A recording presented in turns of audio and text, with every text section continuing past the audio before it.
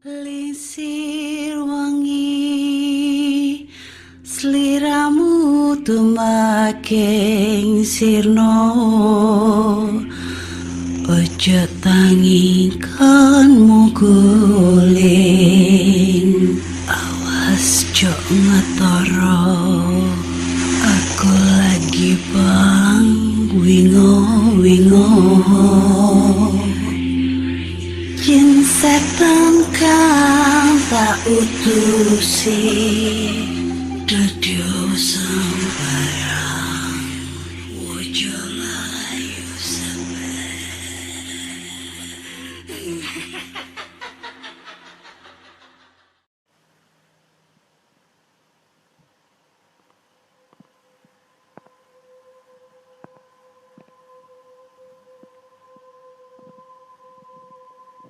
Assalamualaikum warahmatullahi wabarakatuh. Selamat datang di podcast kisah horor.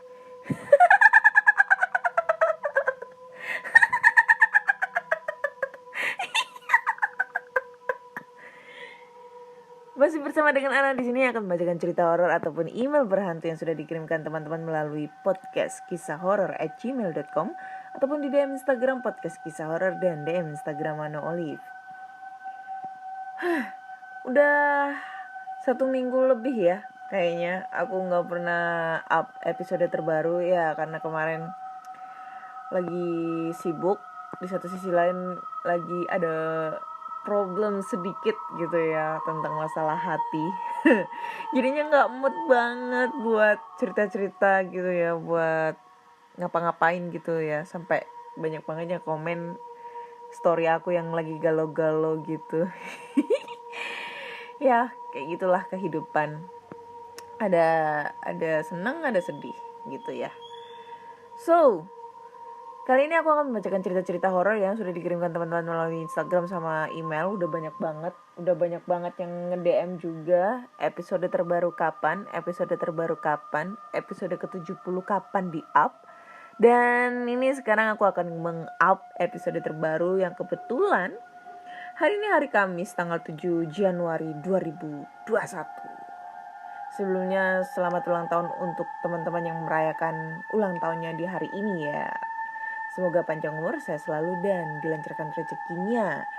Oh ya, aku juga mau mengucapkan banyak terima kasih buat Shirley, salah satu pendengar podcast kisah horor. Dia tadi ngirimin t-shirt ya, t-shirt box gitu, ada 2 pitch. Thank you banget. Enak banget t-shirtnya, itu katanya bikinan dia sendiri. Hujan-hujan makan t-shirt enak banget, ditambah bakso. Mantap. Thank you ya Shirley. Jangan lupa nanti kirim-kirim lagi ya.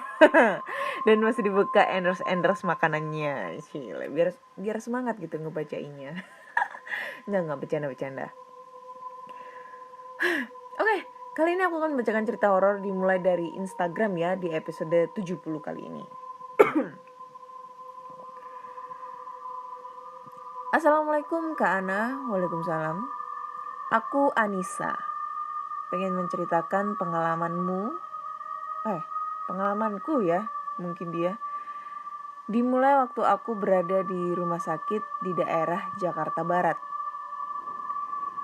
Waktu itu aku sedang bergantian menunggu adik aku yang lagi dirawat di rumah sakit itu. Waktu udah mulai jam 11 atau jam 12-an waktu itu. Aku agak lupa jamnya. Nah, jadi saat aku lagi duduk, tiba-tiba aku mulai bosan duduk di situ. Aku pun segera keluar untuk membeli beberapa minuman di depan rumah sakit itu. Ya, memang rumah sakit itu gak ada kantinnya, jadi aku harus keluar dulu buat beli minuman. Dan saat aku keluar buat membeli minuman, aku melewati beberapa lorong. Rumah sakit kan emang identik dengan lorong-lorong ya kak. Nah, begitu aku lewat di salah satu lorong yang gak jauh dari kamar adik aku dirawat, sekilas aku lihat jendela kaca di sampingku. Jendela pertama gak ada apa-apa. Jendela kedua kalinya gak ada apa-apa. Dan pas di jendela ketiga yang deket lift, aku ngerasa kayak ada sosok tinggi hitam sedang berdiri di sebelah kiriku, tepat dia menghadap ke jendela itu. Aku pun sontak kaget dalam hati, tapi aku tetap berpikir positif. Mungkin hanya sekedar bayangan yang kesorot lampu, terus ketutupan tembok. Aku pun melanjutkan perjalananku dan sampailah di depan lift yang ingin aku naiki. Keadaan di rumah sakit memang sepi karena jam besuk udah habis. Jadi tidak ada orang yang berlalu lalang lagi di situ. Hanya ada perawat yang terkadang lewat. Ketika aku sampai di tempat di lantai yang aku tuju, aku pun keluar lift dan melihat keadaan sudah sepi. Bahkan, lampu tempat mendaftarkan pasien pun sudah diredupkan. Aku memilih ngambil jalan yang agak terang buat aku lewatin. Nah, tepat di jalan yang aku lewatin, terdapat kamar mandi. Ketika aku lewat tepat sekali di depan kamar mandi, aku mendengar suara orang menangis perempuan. Sejenak aku berhenti, tapi tidak berani menengok ke arah kamar mandi itu. Pikirku saat itu adalah mana mungkin jam segini ada orang di kamar mandi. Apalagi ini udah sepi, udah hampir tengah malam. Terus siapa yang nangis malam-malam gini? Tidak mau ambil pusing, aku pun melanjutkan perjalanan untuk membeli minum agar tidak terlalu lama. Kasihan juga adikku kalau aku tinggal sendirian. Setelah selesai membeli minuman dan makanan, aku pun beranjak pergi untuk balik lagi ke kamar di mana adik aku itu dirawat. Akhirnya aku pun kembali melewati kamar mandi yang sebelumnya aku lewati. Masih sama seperti tadi, ada suara menangis. Tapi kali ini suara itu semakin kencang. Tapi anehnya, tidak ada orang yang mendekat. Padahal suara itu lumayan kencang. Akhirnya aku pun mencoba memberanikan diri untuk melihat ke dalam kamar mandi itu. Takutnya memang ada seseorang yang sedang membutuhkan bantuan. Ketika aku melihat, saat aku masuk, aku melihat perempuan rambut panjang sedang berdiri di pojok kamar mandi, tapi menghadap ke tembok. Aku beraniin diri buat manggil, "Kak?" Tidak ada jawaban. Gak berselang lama perempuan itu membalikkan badannya dan betapa kagetnya aku saat melihat wajahnya yang sangat pucat.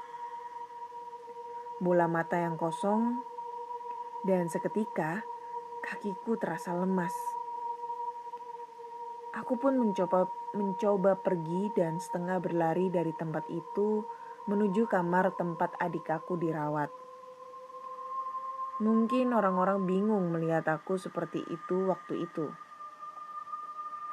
Kaki yang lemas seperti pengen jatuh. Tangan yang dingin pucat sambil memegang minuman dan makanan. Dan muka yang setengah menangis. Namun aku tidak menghiraukan orang-orang yang melihatku. Satu yang ada di pikiran aku harus sampai kamar. Harus sampai. Dan 15 menit aku berjalan setengah berlari. Akhirnya aku sampai di kamar di mana adik aku dirawat. Sesampainya di sana aku nangis, meluapkan unek-unek ketakutan di hati. Setelah selesai nangis, aku pun cerita. Setelah kejadian itu aku gak berani lagi nunggu sendirian di rumah sakit. Aku juga udah gak dibolehin nunggu sampai tengah malam. Oke, terima kasih Kak udah dengerin cerita aku. Bacain ya ini tepatnya. Maaf kalau terlalu panjang ceritanya. Maaf juga kalau berlibet-libet ketikannya. Hehe. Sehat-sehat buat Kak Ana. Sukses terus ya Kak podcastnya. Makasih Kak. Wassalamualaikum warahmatullahi wabarakatuh. Waalaikumsalam warahmatullahi wabarakatuh. Thank you ya Anissa Fitri untuk ceritanya. Ya yang mau add Facebook, Instagramnya bolehlah. Namanya Anissa Fitri. ANNISA Fitri. Cerita rumah sakit ya. Ini rumah sakit itu, cerita rumah sakit itu dari cerita episode pertama sampai episode 70 itu udah banyak banget ceritanya ya yang mengenai rumah sakit dari Sabang sampai Merauke ya.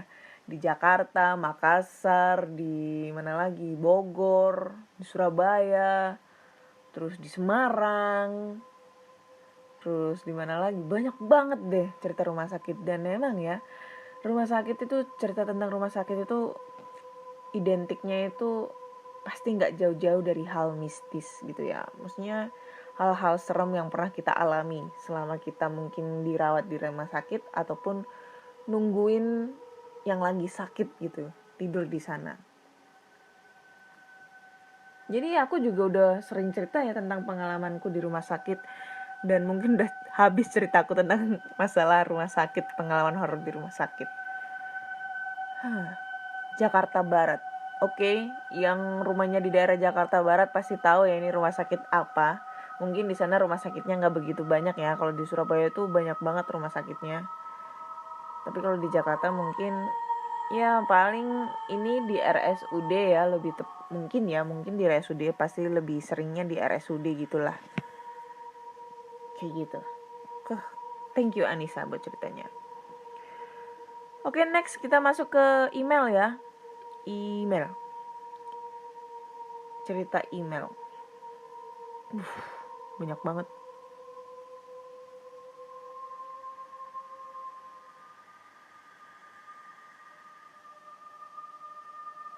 Bingung ini sampean mana ya. Bentar. Oke, cerita dari email.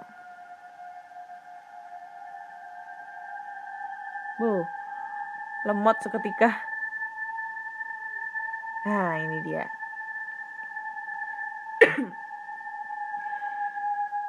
Cerita email kali ini datang dari Fajar yang judulnya Malam di Toilet. Oke, langsung aja kita bacakan ceritanya. Tahun 2015, ini kisah tentang kawanku dan kawanku punya teman. Sebut saja namanya Irfan. Suatu hari di kampus dengan rutinitas seperti biasa, Irfan, Hari, Denny, dan 11 orang lainnya sedang mengisi waktu dengan bermain futsal di gedung olahraga kampus tersebut. Sore itu pukul 6 sore. Permainan cukup melelahkan karena mereka bermain selama kurang lebih 3 jam dari pukul 3 sore. Irfan, Harry, dan Denny dan 11 orang lainnya beristirahat di salah satu stan yang di stan tersebut ada kursi panjang dan meja panjang sehingga mereka bisa duduk dan mengobrol sehabis berolahraga. Waktu menunjukkan pukul 11 malam. Tidak terasa mengobrol dan bercanda dengan teman hingga lupa waktu. Akhirnya satu persatu dari 11 orang tadi berpamitan untuk pulang. Dan tersisa Irfan, Hari, dan Denny di stan samping lapangan futsal yang ada di kampus itu. Denny meminta teman-temannya untuk menunggunya karena Denny perlu pergi untuk ke kamar mandi. Kedua temannya pun, Irfan dan Hari, terpaksa menunggunya karena Denny lah yang memegang kunci mobil kendaraan untuk pulang ke kosan. Waktu sampai di kamar mandi, Denny melihat ada jelas terpampang Di salah satu kubik toilet pintu kamar mandi bertuliskan toilet rusak. Lalu Denny pun mengecek kubik toilet yang lain. Ada 4 kubik di toilet laki-laki di gedung olahraga tersebut dan 4 kubik untuk toilet perempuan. Antara kubik laki-laki dan kubik perempuan itu posisinya saling membelakangi. Setelah selesai buang air, Denny harus melewati kubik toilet yang bertuliskan toilet rusak. Dengan berjalan tenang, Denny melewati toilet rusak tersebut tanpa rasa apapun. Karena memang Denny terkenal dengan sikap cueknya di kampus. Waktu sudah menunjukkan pukul 12:30 dini hari. Irfan dan Hari sudah lama menunggu kembalinya Denny dari toilet. Karena rasa bosan, akhirnya Irfan dan Hari menyusul Denny ke toilet. Belum sampai ke toilet, Denny sudah terlihat kembali dan terlihat berjalan menuju arah Irfan dan Denny. Irfan pun memanggil Denny. "Denny, cepet, ayo pulang."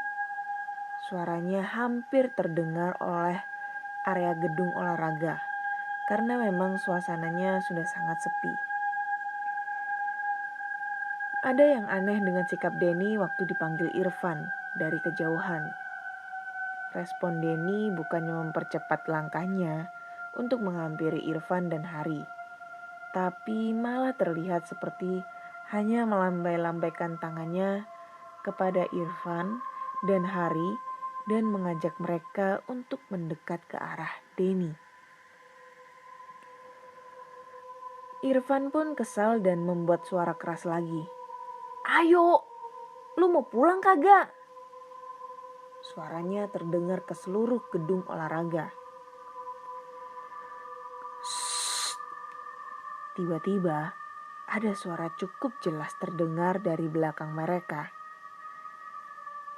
Hari yang sedari tadi diam hanya memperhatikan Irfan yang memanggil-manggil Denny, langsung teriak ketakutan.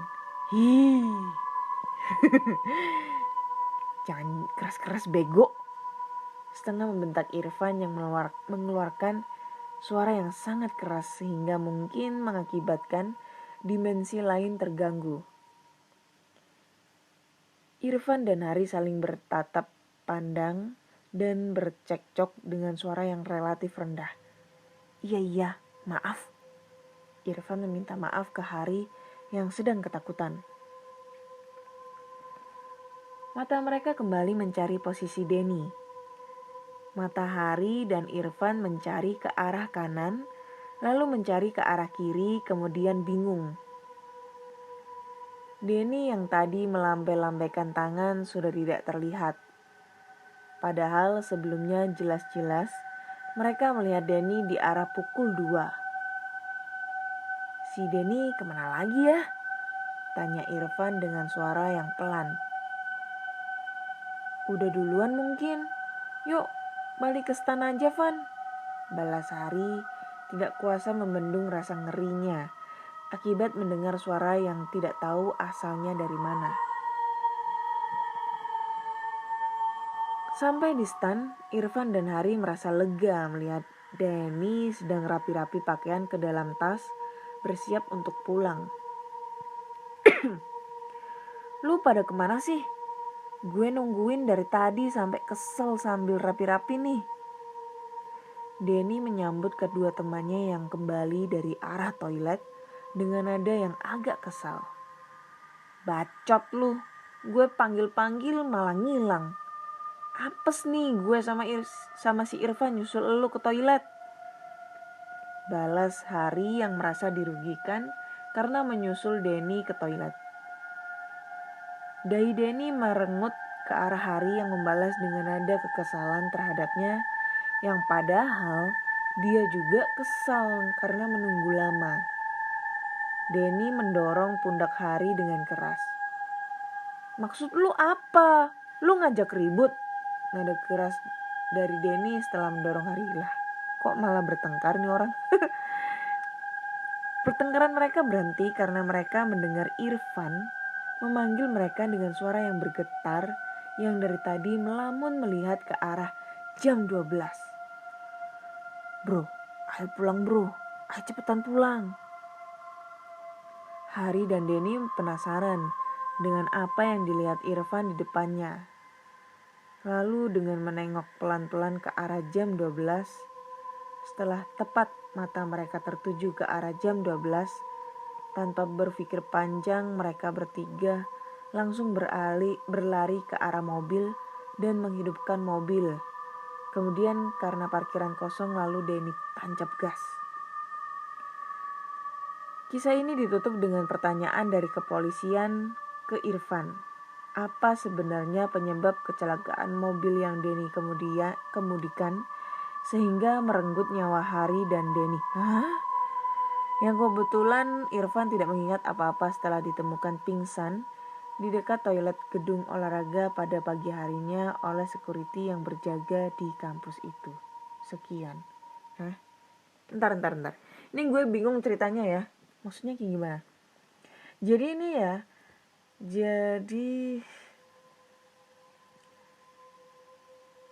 Lalu dengan menengok pelan-pelan ke arah jam 12. Setelah tepat mata mereka tertuju ke arah jam 12 tanpa berpikir panjang, mereka bertiga langsung beralih ke arah mobil, menghidupkan mobil, kemudian karena parkiran kosong lalu Denny tancap gas. Lalu kisahnya ditutup pertanyaan dari kepolisian ke Irfan. Karena Denny meninggal bersama Hari. Yang kebetulan Irfan gak ingat apa-apa setelah ditemukan pingsan di dekat toilet gedung olahraga. Jadi ini aku bingung ya ini ceritanya ya. Ini ceritanya kan kayaknya si Denny ini si Irfan sama si Hari itu ngelihat sosok Denny. Tapi pas dipanggil si Denny-nya nih nggak nyaut, malah kayak melambai-lambaikan tangan gitu loh, kayak bilang ayo sini gitu kan. Terus ini si Denny ternyata udah ada di stand. Harinya kesel, akhirnya mereka berdua bertengkar, bacot-bacotan. Terus si Irfan ngasih tahu, bro ayo pulang bro. Habis itu si Denny sama si Irfan ngelihat sesuatu terus lari ke mobil, menghidupkan mobil, kemudian tancap gas. Keesokan harinya si Denny sama si Hari meninggal. Si Irfan ditemukan pingsan di dekat toilet gedung olahraga. Seharusnya ini kan gak masuk akal ya. Jadi seharusnya itu kalau misalnya ini emang murni kecelakaan karena setelah melihat sosok itu, Irfannya ini berada posisinya di mobil gitu loh. Nah, jarak antara parkiran mobil dengan toilet itu seberapa jauhkah? Atau mungkin si Irfan ini kayak kepental gitu ya, kepental dari mobilnya terus tiba-tiba kepental ke deket toilet gedung olahraga kayak gitu. Aku nggak tahu ya seberapa kencengnya ya tancap gasnya itu sampai membuat dua orang merenggut nyawa dan nabrak apa gitu loh. Kira-kira itu nabrak apa sampai membuat mereka itu merenggut nyawa gitu ya. Ini sih ceritanya, aku seremnya sih, maksudnya serem untuk hantunya sih enggak, tapi kalau serem untuk sampai merenggut nyawanya itu yang bikin serem ya. Maksudnya nggak ngerti gitu loh apa yang mereka lihat sampai mereka itu merenggut nyawa, kecelakaan terus membuat kedua nyawa ini hilang gitu loh. Dan ini juga nggak dijelasin si Irfannya gitu, ada apa gitu, dia ngeliat apa, kenapa sampai dua orang ini meninggal, gimana ceritanya sampai dua orang ini meninggal kayak gitu ya. Agak membingungkan untuk cerita ini. Menurut kalian kayak gimana? Bingung kagak? Gue sih bingung ini ceritanya. Beneran dah. Nggak bohong dah, swear dah. Oke. Bingung ini ceritanya, aku mau ngomong apa juga nggak ngerti. Anjir lah. Next kita ke cerita berikutnya ya, cerita berikutnya.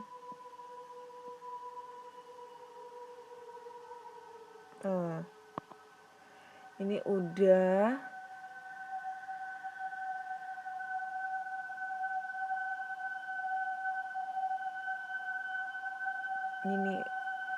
ini nenek tua. Oh, ini udah.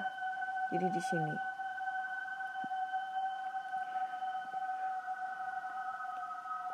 Halo Kak Ana.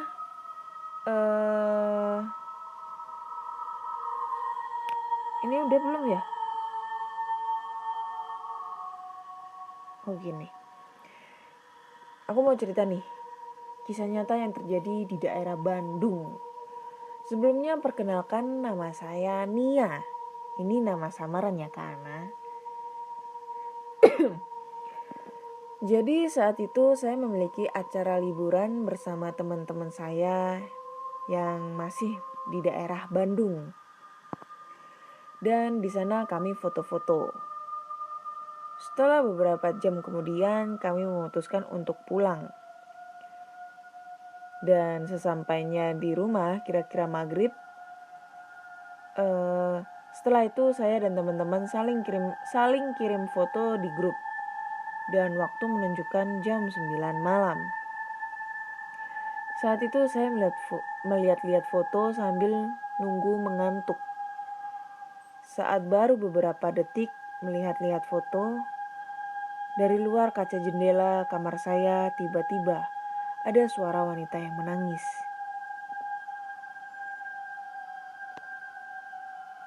Bentar, ini udah apa belum ya? Kok kirim lagi ya? Ini udah. Ya elah, copy paste ini mah. Gila. Sorry ya, ini gak jelas ini. Ini aku ingat udah, ini kok dikirim lagi ya. Ya gini lah kalau aku gak bisa menyaring cerita-cerita yang udah apa belum ini. Oke, next ke cerita berikutnya. Panjang ini anjim panjang.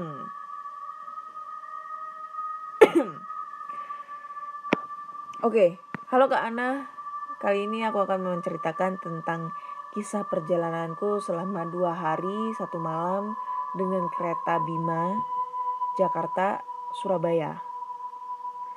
Perjalanan kali ini seperti halnya perjalanan sebelumnya. Tak pernah aku sia-siakan hanya dengan melihat-lihat pemandangan lewat jendela ataupun tertidur sepanjang malam, sepanjang perjalanan. 2 hari 1 malam, lama banget ya. Oh, berangkat sore, datangnya besoknya gitu, iya. Ada suatu hal yang biasa kulakukan untuk mengisi perjalanan dengan kereta api, yaitu dengan mengobrol. Mengobrol merupakan cara yang ampuh untuk mengusir rasa bosan dan juga baik untuk kesehatan, terutama otot-otot muka, guna menjaga keremajaan kulit dan elastisitasnya. Emang iya ya? Boleh nih dicoba, biar awet muda guenya. Sudah 30 menit berlalu semenjak aku terduduk sendiri di bangku nomor 14 gerbong ketiga. Kulihat bangku nomor 15 yang terletak di sebelahku belum juga terisi penumpang, dan juga bangku nomor 13 dan 12 yang terletak di hadapanku kosong sama sekali. Kalau begini gimana aku bisa dapat teman ngobrol? Ting teng. 5 menit lagi kereta Bima akan segera diberangkatkan. Wih, gitu ya ngomongnya ya. Begitu bunyi pengumuman dan petugas stasiun. Kereta mulai penuh oleh para penumpang. Semua bangku telah terisi, kecuali 3 buah bangku yang ada di dekatku. Tak juga ada yang menempati. Sudah 40 menit aku menunggu teman seperjalananku. Namun mungkin takdir berkata lain. Di perjalanan kereta kali ini mungkin akan kulewatkan dengan tidur atau melihat-lihat pemandangan saja. Wah, suasana ini membuatku mengantuk. Mataku mulai berkaca-kaca. Tak terasa aku pun terlelap untuk beberapa waktu. Roeng. Hah, bunyi apa itu? Aku tersentak dan bangun dari tidurku. Oh, rupanya bunyi yang melengking itu hanyalah bunyi pertanda kereta akan segera diberangkatkan. Kereta pun mulai berangkat. Lagi-lagi meliuk-liukkan tubuhku, mencoba melemaskan semua otot-otot yang tadi kaku karena kugunakan tidur dalam keadaan duduk. Kini sekelilingku nampaknya bangku 12 dan 13 yang ada di hadapanku serta bangku 15 yang terletak di sampingku memang tak ada yang menempatinya. Atau memang tak ada yang mendudukinya. Ah, masa bodoh. Tiba-tiba seorang wanita muda dengan tergesa-gesa berjalan sambil menyeret sebuah koper yang tampaknya cukup berat menuju ke arahku. Dia tampaknya butuh pertolongan. Pak kondektur pun menghampirinya. "Anda butuh pertolongan, Nyonya?" Tegurnya ke arahku. Salah. Tegurnya dengan sopan. "Iya, Pak. Tolong saya ya, Pak," ujar Nyonya itu dengan nada setengah panik. "Maaf, Nyonya. Bisa tolong tunjukkan tiket Anda?" ujar sang kondektur. "Ini, Pak. Saya duduk di bangku nomor 13. Jawabnya dengan nafas terengah-engah. "Oh, bangku nomor 13. Ada di sebelah sini, Nyonya. Silakan. Anda bisa duduk dan tenangkan diri Anda terlebih dahulu," ujarku memotong pembicaraan mereka. Pak kondektur, anak saya, Pak. Anak saya hilang di kereta ini," ujar Nyonya itu yang tampaknya tak menghiraukan perkataanku. Pak kondektur pun berkata lagi pada Nyonya itu dengan lembut, "Nyonya, Anda bisa duduk dulu di bangku dan ceritakan semua kejadiannya pada kami." Mendengar hal itu kemudian si Nyonya pun akhirnya duduk dan kemudian mulai mencoba menenangkan diri. Setelah merasa cukup tenang, ia pun bercerita. "Begini Pak kondektur, aku naik ke kereta ini bersama anak laki-lakiku yang bernama Andi. Ketika kami tiba di stasiun, kereta hampir saja berangkat. Karena takut ketinggalan kereta, aku pun menaikkan Andi terlebih dahulu.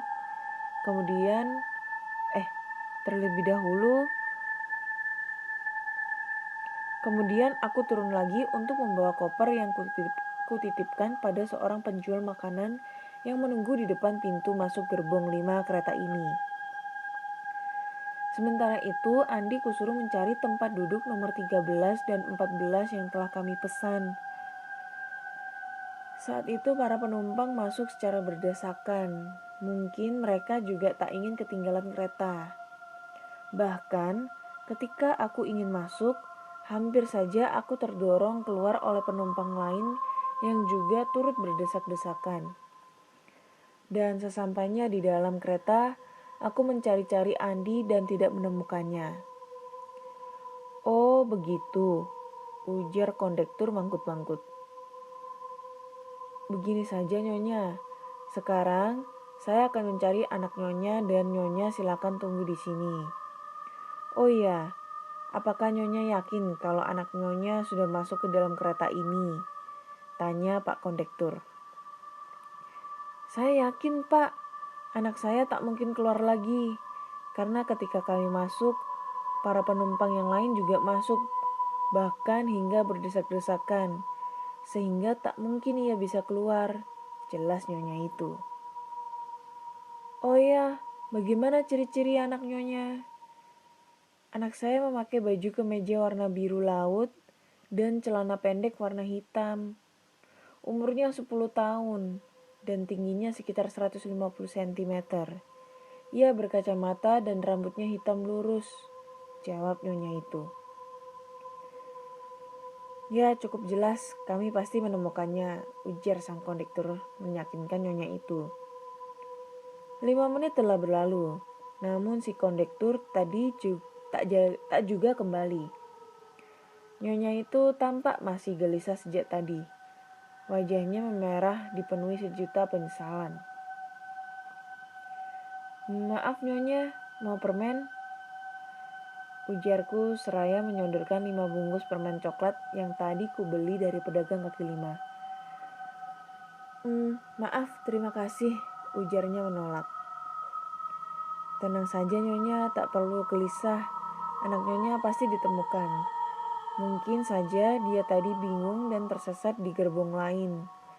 Kereta ini kan hanya terdiri dari beberapa gerbong, dan anak nyonya tak mungkin akan jauh-jauh pula dari sini, ujarku mencoba menenangkannya. Oh iya, tujuan nyonya mau kemana? Oh, saya mau ke Surabaya, ke rumah kakak ipar saya untuk mengabarkan suatu hal, jawab nyonya itu.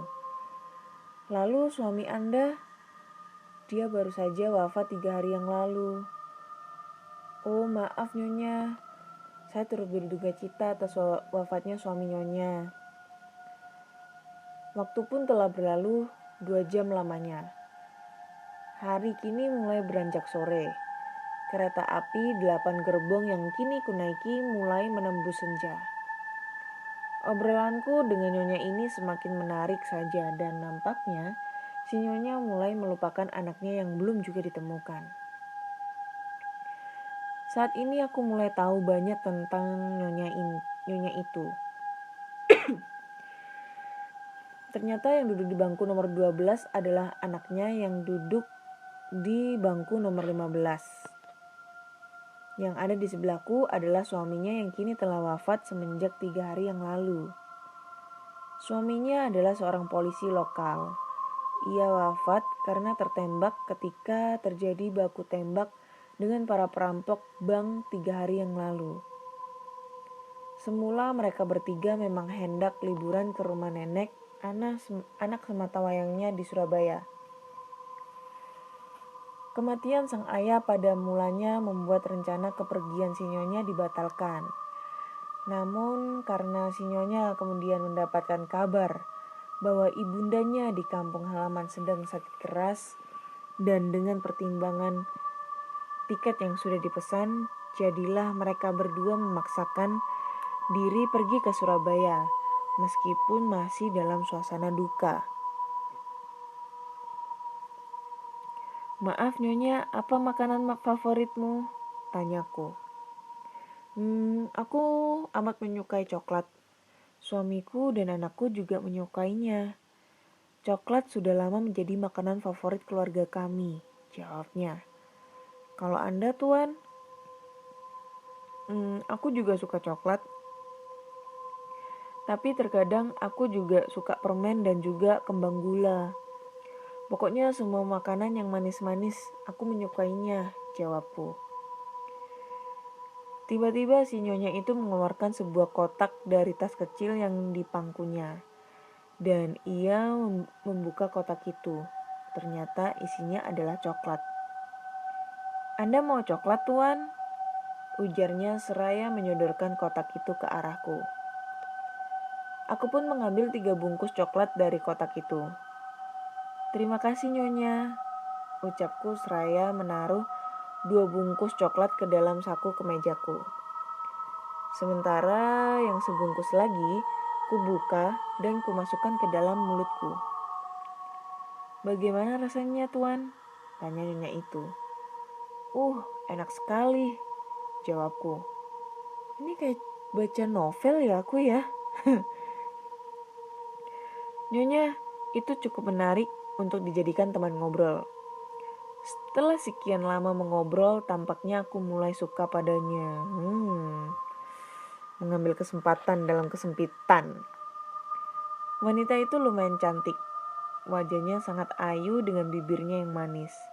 Matanya juga indah. Rambutnya tergerai lurus sepinggang.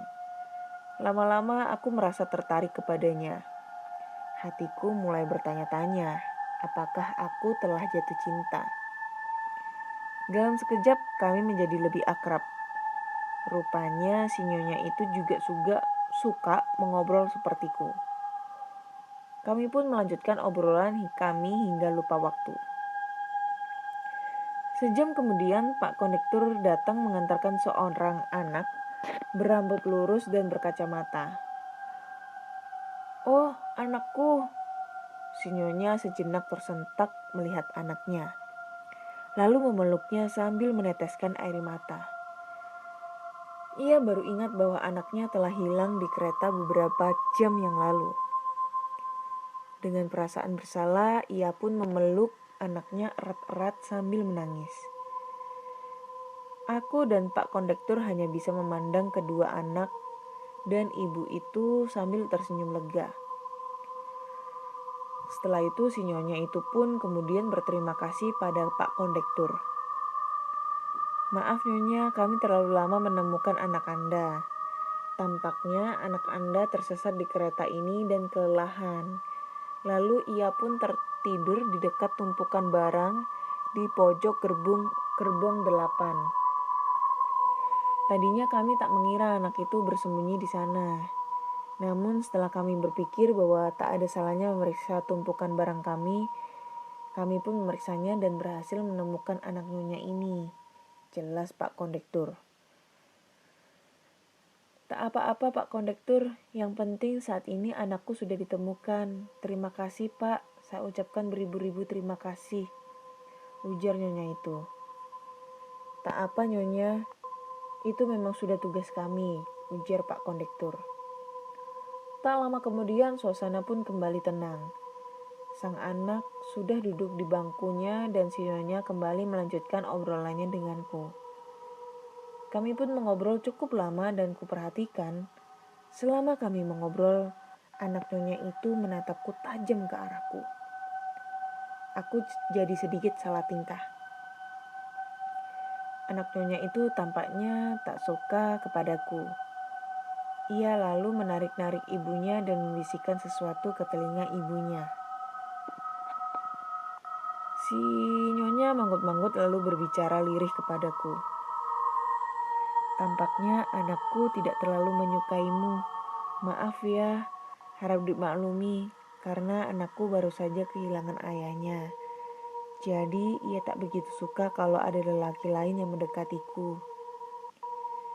Aku pun manggut-manggut seraya mengerti apa yang dimaksud si nyonya itu. Aku pun juga bisa memahami perasaan mereka. "Baiklah kalau begitu aku mohon diri sejenak. Rasanya ingin aku berjalan-jalan ke gerbong lain.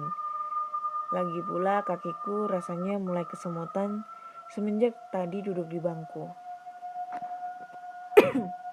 ujarku pamit untuk pergi sejenak. Sambil berjalan santai, aku pun menelusuri gerbong-gerbong kereta sampai di ujung gerbong ke-8 yang terletak paling ujung.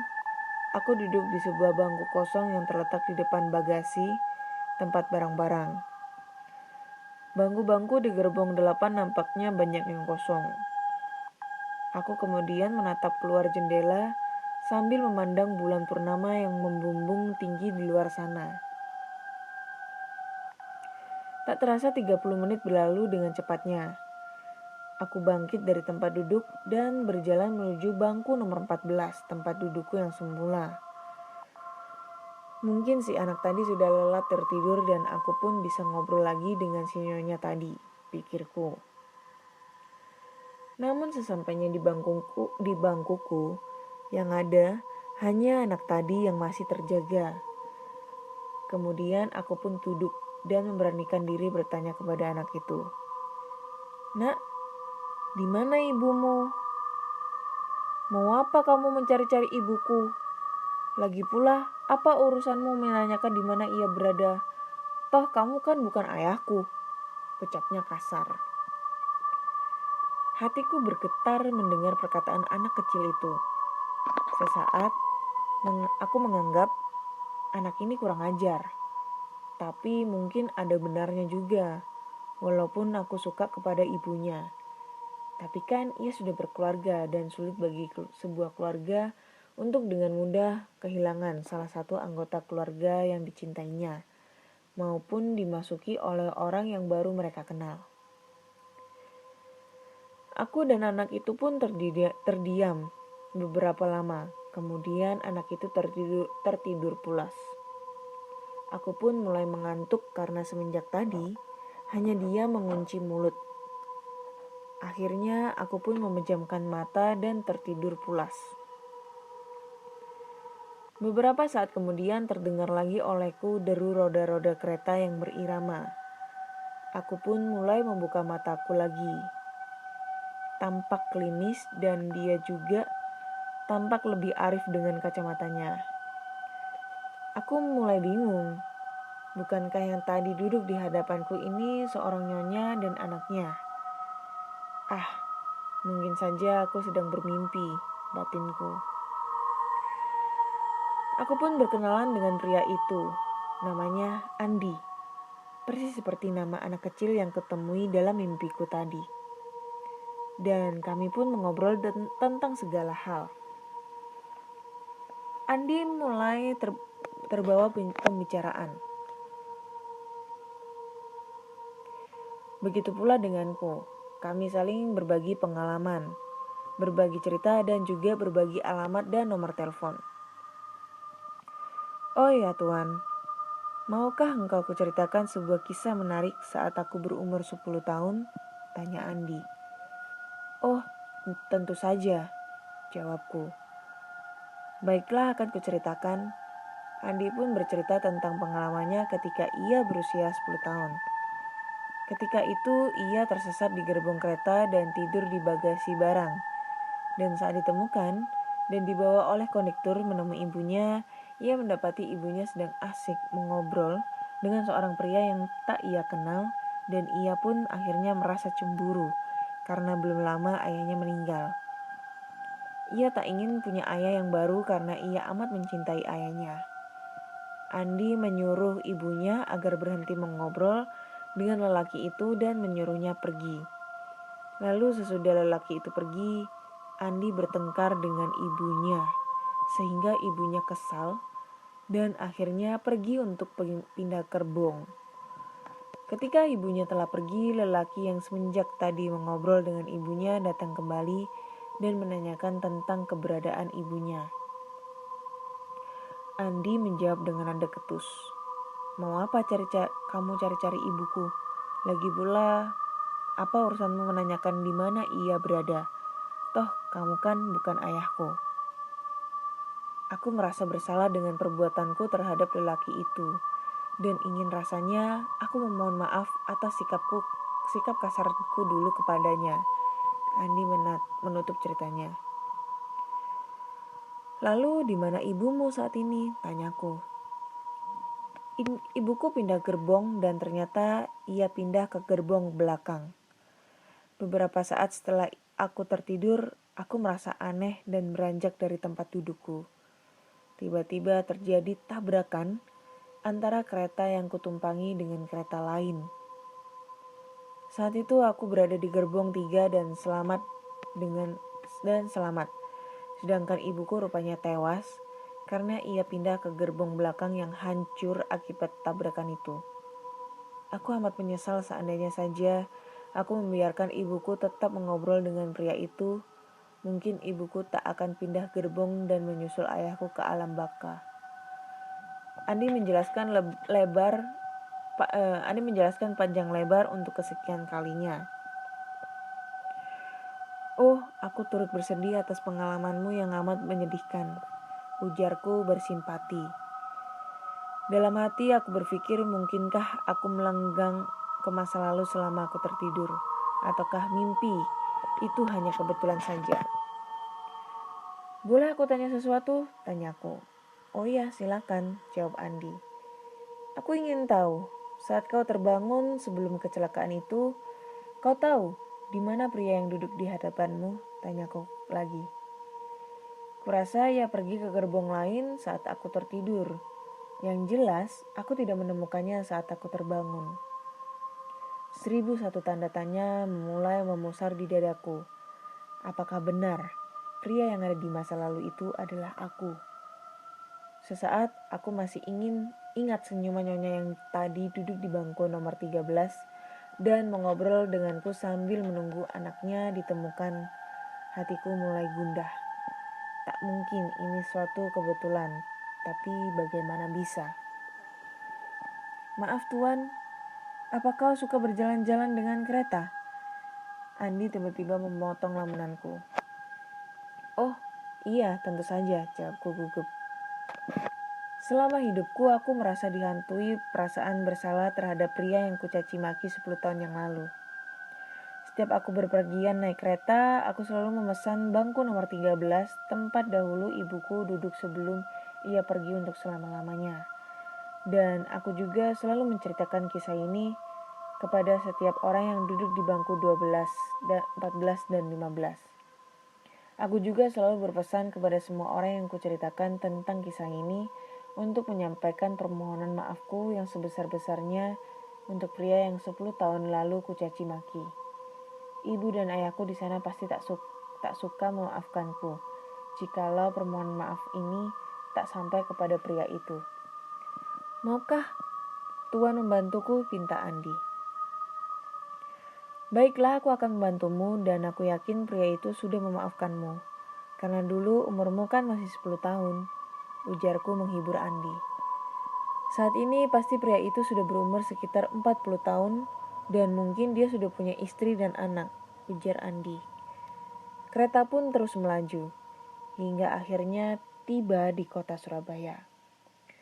Aku dan Andi pun turun di salah satu stasiun di kota pahlawan itu. Dari sana kami berpisah menuju ke tempat tujuan kami masing-masing. Walaupun kami sudah berpisah, masih saja aku memikirkan serentetan peristiwa yang kutemui di kereta tadi. Semenjak saat itu, aku pun mulai berjanji aku tak akan banyak ngobrol selama perjalanan dengan kereta. Aku juga gak bakal lagi-lagi tertidur di bangku kereta. Mungkin aku bisa mengusir kebosanan dalam perjalanan dengan membaca-baca buku sambil minum kopi atau melihat-lihat pemandangan sepanjang perjalanan. Tapi, tak kusadari, kedua ikatan tali sepatuku terlepas. Aku pun berjongkok untuk menalikan kembalinya. Namun saat aku berjongkok, pluk, 2 bungkus coklat jatuh dari sakuku. Aku mulai berpikir dari mana coklat-coklat ini. Aku merasa tak pernah membeli coklat sepanjang perjalanan. Nah, ceritanya selesai guys, panjang banget dan ini kayaknya ini fiktif kalau aku telaah ini ya. Fiktif, cerita fiktif atau mungkin cerita yang diangkat dari novel, aku nggak tahu. Tapi ya it's okay lah, ini buat referensi cerita juga ya. Kayak semacam cerita traveler ya, ke masa lalu gitu. Ke masa lalu, terus waktu di masa lalu dia bertemu dengan si A, si Nyonya, si anak dan bla bla bla bla. Kemudian dia terbangun dari tidur dan tiba-tiba dia bertemu oleh sosok anak kecil yang sudah menjadi dewasa. Kalau aku sih menurutku ini fiktif ini. Bukan cerita real, bukan cerita nyata, bukan cerita horor yang biasanya kita ceritakan di episode-episode sebelumnya ya. Tapi it's okay lah. Ini yang membuat episode 70 ini sangat panjang banget. Hampir mau 1 jam. Oke lah, kalau gitu udah hampir 1 jam aku menemani kalian di episode 70 ini. Bentar lagi juga waktunya udah mau habis. So bagi kalian yang punya cerita-cerita horor, cerita nyata ya ini ya, jangan cerita fiktif. Cerita nyata yang diceritakan oleh kakek, nenek, ayah, ibu, kakak, adik, tante, om, tetangga, pacar, selingkuhan lo, atau siapapun itu. Kalian bisa langsung aja kirim ceritanya ke podcastkisahhoror@gmail.com ataupun di DM Instagram podcast kisah horor dan DM Instagram Ana Olive. Dan jika kalian suka dengan cerita-cerita lainnya, kalian bisa langsung aja mampir di channel YouTube aku, namanya Podcast Kisah Horor, atau mungkin kalian bisa ketik aja namanya Anna Olive. Jangan lupa subscribe, like, komen, dan share, karena cerita di YouTube itu beda dengan cerita yang ada di Spotify. Dan jangan lupa Podcast Kisah Horor ini bisa langsung aja didengerin di Spotify, Google Podcast, Apple Podcast, ataupun di Anchor. Jangan lupa klik tombol follow agar kalian selalu update tentang cerita-cerita horor terbaru. Nantikan cerita horor berikutnya, cerita-cerita yang serem lagi di episode 71. Dan terima kasih sudah stay tune di Podcast Kisah Horor. Bye-bye.